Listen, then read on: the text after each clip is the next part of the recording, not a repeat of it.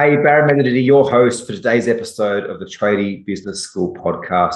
I'm joined by Miranda Hill, and we're here to share with you practical tips and surefire ways to grow a more profitable, more enjoyable, and more effective trades and general contracting business. Miranda, we've got an interesting conversation today about how to learn from the past without letting it hold you back.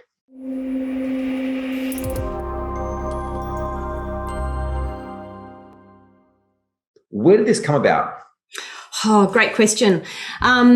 This conversation came from some clients that we had recently, and they came on board, and I wonder if any of you's listening here, that there's been some stuff, some mistakes, some losses, whatever that you've had happen to you in the past that you hold on to.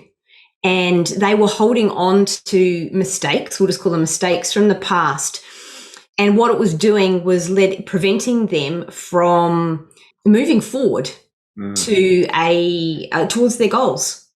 So it was a really interesting conversation. It's funny. I actually had a conversation. Another company I'm involved in asked me to do some mentoring, some private mentoring for one of his head sales guys. And I was having a conversation with him, and he was sharing with me two types of people. He was also selling for a coaching company. And he said, I have the one type that they've listened to podcasts, they've engaged in, conversations and whatnot. And they're like, yeah, take my credit card, let's do this. And he's like, I noticed them come on board. The coaches love them, the community loves them, and they get results really, really fast. He's like, but then there's another group of people that are quite skeptical. They've done coaching in the past, they've been ripped off, they're, wanting a guaranteed return and blah, blah, blah, blah. And I was like, what do you do with those people? He's like, well, I sell them. And I was like, how does that work out for you? Like, do you actually sell them? He's like, I can, but it's like, I've got to hard sell them. And I was like, what happens when they enter the community? And the coach is like, well, most of the time, the coaches find it really hard to coach them. They don't really gel with the community, and it takes them a while to get results if they stay that long. And I was like, well, do you want to know what I'll do with those people? He's like, what? I said, I'll turn them away. I will let them know they're not ready yet. Give them some value, give them free things to do. But if they're not showing up inspired and energized and willing to work with that company, to take on board what that company's saying, you're never going to win, because what they're actually doing is showing up unconsciously saying, prove it. Like, prove to me that your product, your program, your coaching works. Now, the issue with that is you can never coach someone effectively if they're wanting it to be proved to them. Because in a coaching relationship, and this is not just in a coaching relationship, Miranda, this is in freaking life. Yeah. If you're showing up with expectations of others, I'm telling you right now, they're never going to be met. Not to your standard. How could they be? They're not you. They don't know you, right? It's like a relationship. I look back, most of my relationships failed because I had unmet expectations that were actually unfair on my previous partners.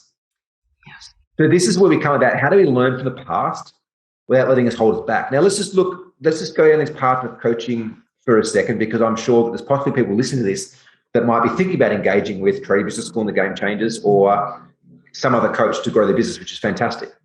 Is that if you come on board open and willing and taking responsibility to find your own ROI, return investment program, you will. If I look back at the past 18 years of my life, I've spent well over 7 figures on my education between coaches, courses, books, audios, let alone all the free stuff. And I remember distinctly thinking time and time again, man, why did I waste my money here? Why did I waste my money there? I remember 2 years ago, I bought a course, I paid 25 grand up front for this thing. Never opened it, Miranda. But you know what? I look back and every single one taught me something. But was it the coach? Was it the education that taught me? Or was it my perception, my feedback, my hindsight of that? Even that 25K program I never opened up, it taught me something for me personally in how I need to learn and how I invest my money.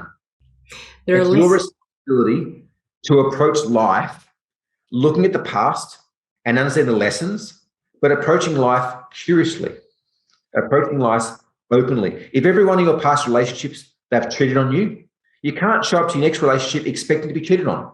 Work with a coach to resolve whatever pattern that has been to attract that relationship, and then approach that new relationship openly. Yeah.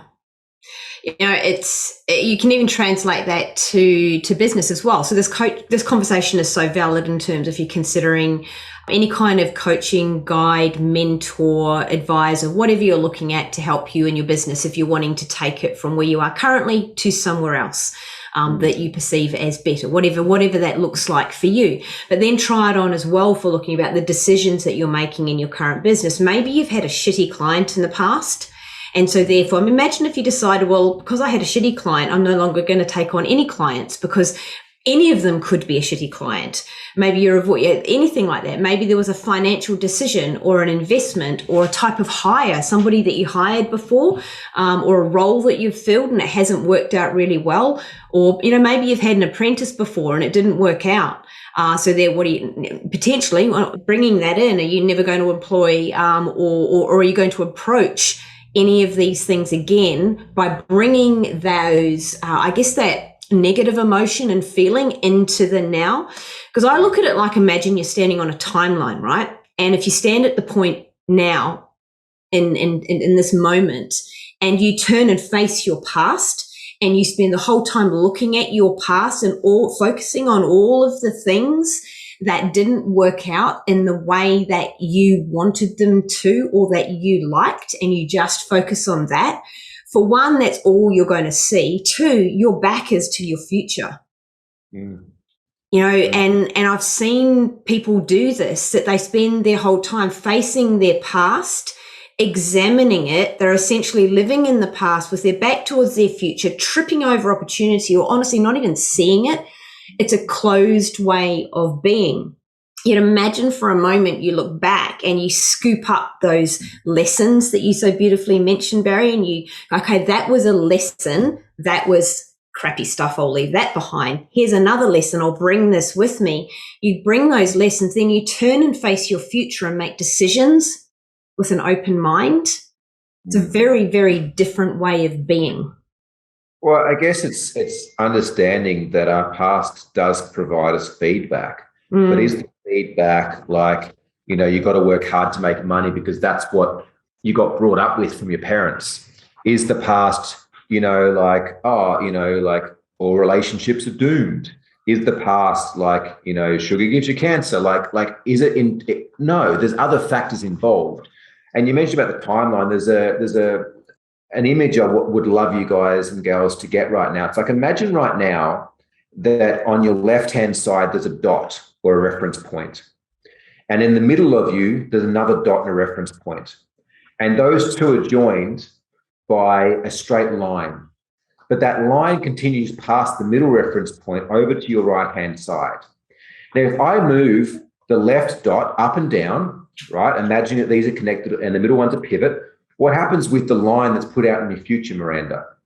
If I move this one up and down, that line goes up and down. It ends up at a different point in the future. Now, also what happens if the left dot stays where it is, but the middle dot moves up and down? The line on your right-hand side has to move up and down, right? The point is that if we're following this line from our past to our present moment, we can only end up directly in front of the future, which is same old. Now, as we can't change the past, all we can change now is our decisions based on the past, which allow us to either move further up on the right-hand side or further down the right-hand side. We can't do that while we're looking at our past, like you mentioned. We can, if we look at the past, we use that to inform decisions in the current moment and then test that in the future. Did I end up close to my goals? Did I end up closer to the husband, the partner, the boss that I wanted to be, or further away? If it's further away, great.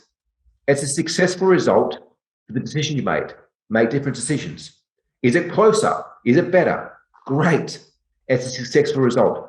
Everything you're experiencing in life right now is successful based on the decisions you're making and the strategies you're following. But if what you're experiencing right now is not what you want, all you can do is make a new decision, not dwell on the past, not focus on what hasn't worked, what's not working, what's not right. That shit ain't going to get you anywhere. So true, so true. I think we could just continue this conversation. I'm kind of feeling that this is where we kind of finishing up. It's just think for a moment about where you're at currently, where you want to go in your future, and are your current decisions or is the way that you are bringing your past into this moment influencing where you want to go? Because if it's not, then you've got the power right now to make different decisions, to open your mind, to look at what you choose to let go of that is not going to serve your future. Won't always be comfortable, and it won't always be what those people around you like nor want.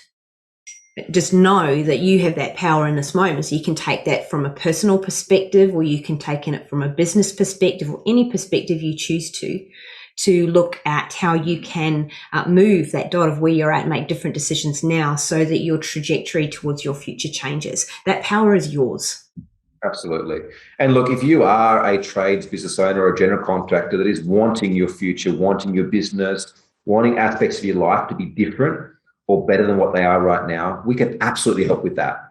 Okay, we can help hold you accountable. We can help teach you strategies and things that we've been teaching all of our clients for years that actually work. Yet you have to be the one to do it. You have to be the one to reach out to us, tradiebusinessschool.com, join the Trades and General Contractors Facebook global group. Find a way to connect with us, have a chat with the team, and we will find a way to help you move from where you are right now to get you a lot closer, if not far beyond where you want to go in the future. Miranda, as always, I've loved connecting and trust that everyone's got some value from this conversation today. Yeah. So you all soon on the next episode. Thanks for tuning in. Bye-bye.